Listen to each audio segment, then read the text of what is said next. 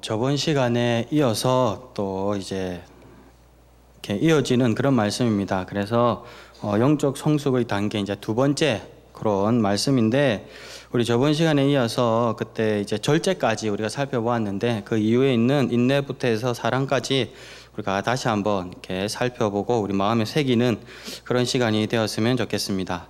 그리고 저번까지 이제 절제를 배웠는데, 이제 살펴보았는데, 보통 이렇게 절제와 인내를 이렇게 혼돈하는, 좀 헷갈려하는 그런 경우도 있습니다. 그래서 우리 성경에서 절제는 어떤 자기 통제에 해당된다면, 또 성경에서 말하는 인내는 자기 자리를 지키는 것, 그것이 인내라고 이야기할 수 있습니다. 저번 우리 금요 철야 때 이렇게 담임 목사님께서 말씀하셨듯이, 성경에서 말하는 인내는 멍텅구리가 되는 겁니다.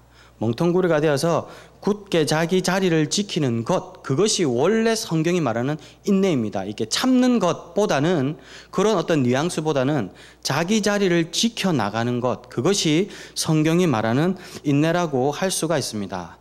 그 모든 대한민국 여성들의 놀이터라고 불리는 미즈넷 아시나요? 미즈넷에 가면 여러 가지 또 이렇게 여성들의 애환이 이렇게 있는데, 저도 가끔씩 여성들이 놀이터에서 놀 때가 있습니다. 그래서 이렇게 댓글 올라온 거는 이렇게 좀 살펴봤는데, 어떤 한 글이 이렇게 저를 이렇게 조금 당황스럽게 하는 게 있었습니다. 어떤 한 여인이 있었는데, 이 여인에게는 남편이 이제 가장의 역할을 제대로 못해 주었습니다. 그래서 뭐 생활비라든지 이런 것도 잘 이렇게 주지도 않고, 그래서 그냥 밖으로만 이렇게 도는 그런 경우 있었고, 거의 뭐 한 달에 한 번 들어올까 말까한 그런 상황. 근데 그런 상황에 또 이 여인에게는 이렇게 어린 자녀들이 두 자녀가 있어서 일도 직장 생활도 제대로 할 수 없는 어떤 그런 상황이었습니다. 그러다 보니까 어떤 경제적인 그런 어려움이 있었는데, 이제 그 고충을 이렇게 쭉 인터넷에다가 올렸습니다. 근데 거기에 달리는 댓글이 엄청 저를 분노케 했습니다. 그 중에 하나가 뭐였냐면은, 이제 내용을 보니까 아무래도 이제 30대 후반의 여성 혹은 이제 40대 초반의 노처녀가 아닐까, 이제 그럴 생각되는 거였는데, 내용이 뭐냐면, 왜 그렇게 사느냐, 남편이 이제 뭐 제대로 가정 생활비 제대로 주지 않는다, 그 통장 내역 전부 다 이렇게 증거로 남기고, 또 분위기를 보아하니까 다른 또 외도를 하는 것 같은데 외도에 대한 증거도 다 남기고, 그리고 아이 둘이 때문에 지금 생활을 못하니까 두 아이는 그 시댁에 줘버리고, 그리고 이혼 소송을 청구해서 그 위자료 받아서 당신의 인생을 살라 하는 그런 내용이었습니다. 이 여인이 자신의 그 두 아들 그 말대로 이렇게 시댁에 맡겨주고, 그리고 또 증거를 바탕으로 이혼 소송을 걸어서 그 위자료를 받아내고, 그렇게 한들 과연 이 여인이 자신의 삶을 살 수 있을까 하는 거였습니다. 제가 집에서 이제 설교 원고를 이렇게 간혹 준비할 때가 있습니다. 미처 이제 준비를 못해서 이제 집에 가서 이렇게 하는데, 제가 이제 초반에 한 번은 이렇게 제 설교가 이제 이틀 남았었는데, 제가 미처 준비를 못했습니다. 그래서 부랴부랴 이렇게 A4 용지에다 이렇게 적어서 초안을 이렇게 대략 잡아서 집에서 적고, 이제 교회 갔다가 다시 집에 갔는데, 이제 집에 저녁에 이제 정리를 해야지 하고 갔는데, 그 설교 초안이 없는 거였습니다. 그래서 보니까 이제 자그마한 그 제 서재에 가서 보니까 이 서재가 초토화가 되어 있는 거였습니다. 마치 세계 3차 대전이 일어난 것 같은 그런 분위기. 그래서 봤는데 설교 초안이 놓여져 있을 자리에 그 초안이 놓여 있지 않고, 그래서 제가 당황스러워서 막 찾아봤는데, 책상 저 밑에 막 구겨져 가지고 뭐 볼펜, 매직, 크레파스, 색연필 모든 것이 총동원돼서 낙서가 되어 있었습니다. 그러니까 너무 칠해져서 글자도 제대로 보이지 않는, 알고 보니까 범인은 저희 집의 두 아이들이었습니다. 그래서 전투력이 그냥 급상승했습니다. 이 설교는 당장 내일인데 그 초안이 없으니까 이게 또 마음은 급해지고 그런 상황이 되었는데, 만약 제가 그 두 아이들 때문에 설교를 준비를 제대로 못했는데, 만약 두 아이가 없다면 제가 설교를 준비를 잘할 수 있을까요? 그 아이들이 없어서 오는 그런 편안함보다 불안함이나 허전함이 아마 더 커서 제가 제대로 준비하지를 못할 것입니다. 다시 말하면 제가 비록 그 아이들 때문에 설교나 뭐 생활이나 여러 가지 방해를 받을 경우도 있겠지만 그 아이들을 통해서 얻는 힘과 기쁨이 더 크다라는 사실입니다. 다시 말하면 우리의 삶 곳곳을 가만히 살펴보면 고통과 행복의 출처가 같다는 것을 우리가 많이 알 수가 있습니다. 고통인 그 자리가 실상은 나의 행복의 자리고, 또 내가 힘든 그 자리가 실상은 나에게 힘을 주는 그 자리일 때가 너무나도 많다라는 사실입니다. 우리가 흔히 성경에서 말하는 광야라고 부르는 그 단어가 있습니다. 이제 미드바르라는 단어인데, 성경에서 말하는 광야는 미드바르인데 이 두 글자가 합쳐진 겁니다. 드바르, 흔히 뭐 이제 강세를 넣어서 따바르라고 하는데, 이 드바르라는 단어가 말씀이라는 단어입니다. 그리고 그 앞에 있는 미라는 단어는 장소를 나타내는 접두어입니다. 다시 말하는 우리가 성경에서 말하는 광야라 함은 하나님께서 말씀하시는 장소가 광야인 것입니다. 즉 광야에서 광야가 곧 하나님과의 미팅 장소이고, 광야에서 반석에 물을 내는 기적을 보았고, 홍해가 갈라지는 체험을 했고, 만나와 메추라기의 기적을 맛보는 자리가 바로 광야였습니다. 광야에서 이스라엘 백성은 하나님을 만났습니다.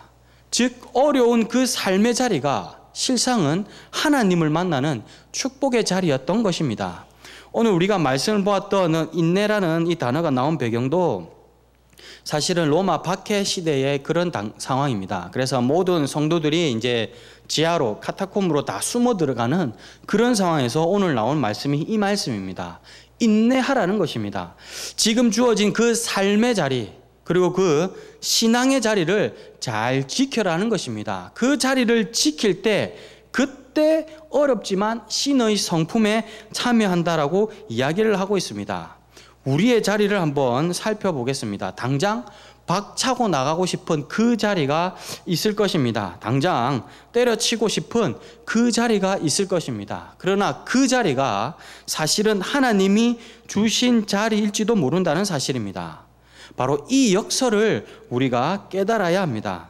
지금 내팽개치고 싶은 그 자리가 어쩌면 하나님께서 우리에게 맡겨주신 사명의 자리인지도 모르고, 지금 내가 견디기 어려운 그 자리가 나의 행복이 예배되어 있는 자리도 모르기 때문입니다. 그래서 하나님께서는 우리에게 인내하라고, 그 자리를 지켜라고 말씀하십니다. 조금만 더 버텨주면 안 되겠니? 조금만 더 견뎌주면 안 되겠니? 라고 말씀하시고 계십니다. 왜냐하면 하나님께서 피할 길을 내실 것이기 때문입니다. 고린도전서 10장 13절에 이야기를 하고 있습니다. 오직 하나님은 미쁘사 너희가 감당하지 못할 시험함을 허락하지 아니하시고, 시험 당할 쯤에 또한 피할 길을 내사 너희로 능히 감당하게 하시느니라. 하나님은 어떠한 상황에서도 피할 길을 내십니다.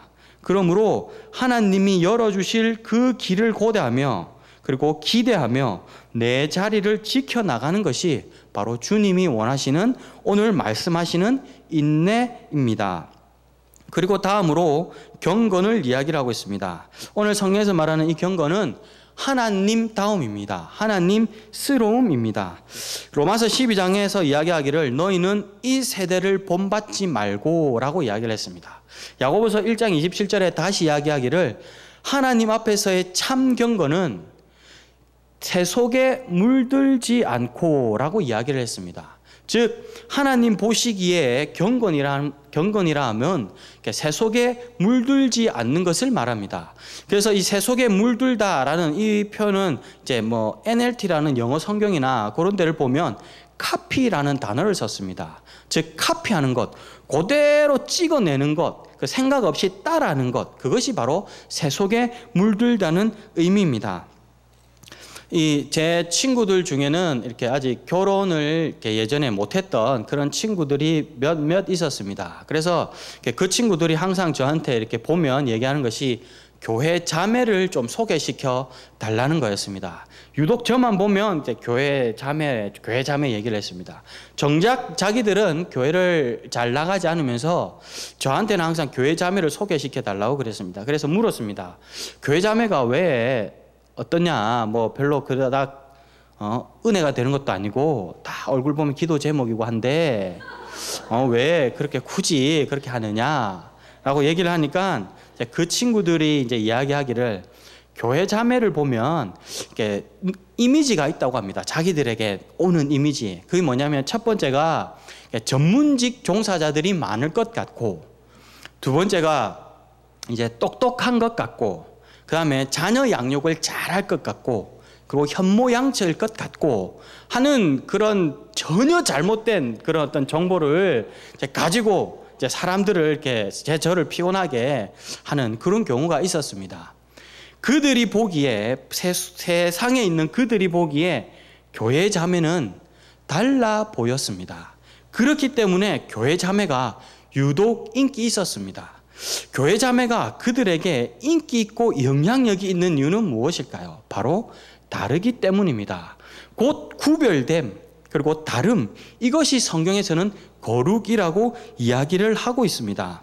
실제 우리가 또 보았던 이 로마 당시에서도 당시 로마 귀족들은 자기들 놀 거는 다 놀고 정작 자기나 혹은 자기 자녀들이 결혼할 때에는 그리스도인 처녀와 결혼시키기를 원했다고 이야기를 합니다.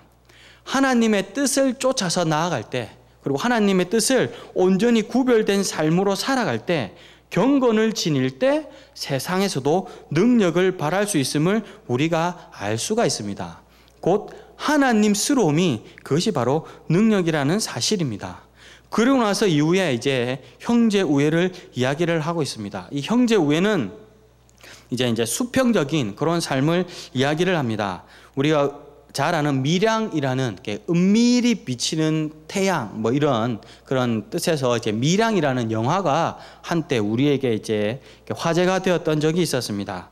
거기에서 이제 내용을 뭐 잘 아시겠지만 개략적으로 요약하면 어떤 그 등장하는 그 여주인공이 남편을 잃고 남편의 고향인 밀양에서 자신의 하나 있는 아들과 남은 생을 살아가고자 합니다. 그런데 거기에서 그 아들 하나마저 이제 아들을 잃게 됩니다. 그런데 그 아들을 살해한 범인을 잡고 보니까 그 아들이 다녔던 학원의 원장이었습니다.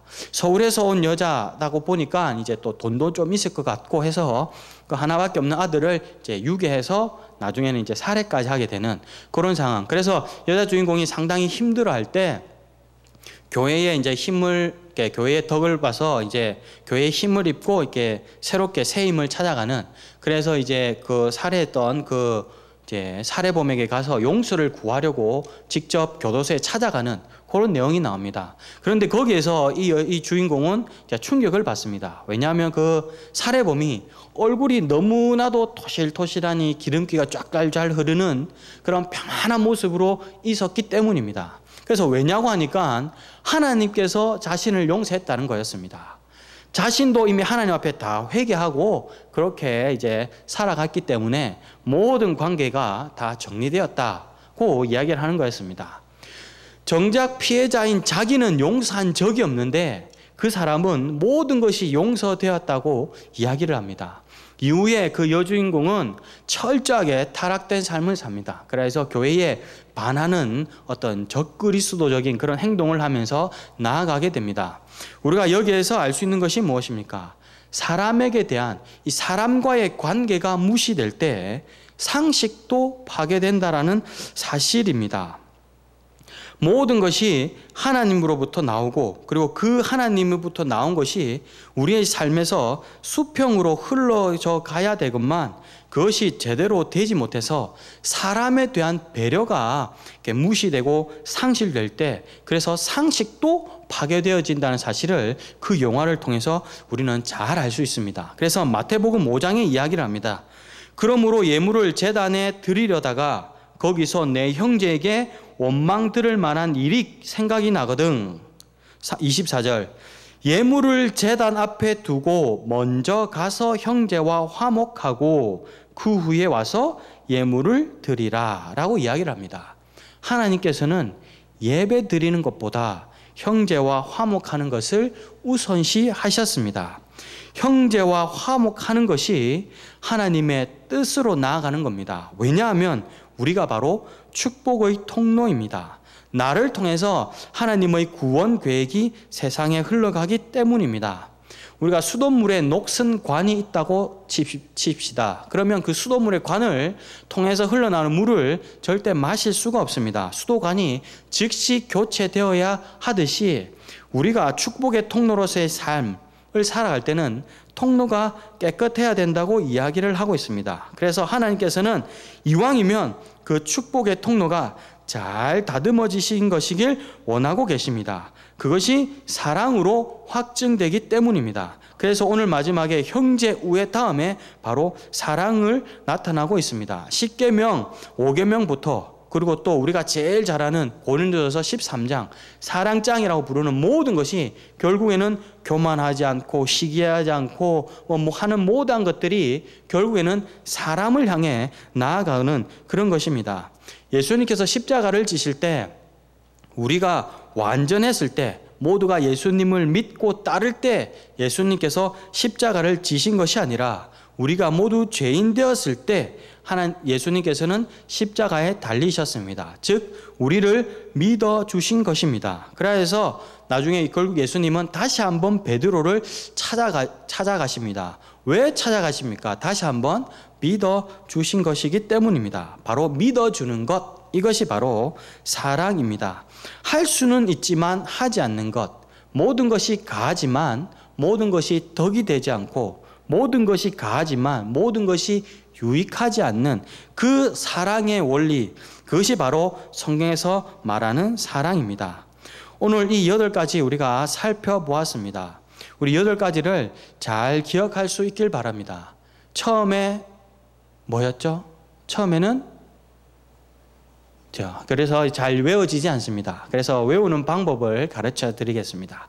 밑덕지 절인경 형우사입니다.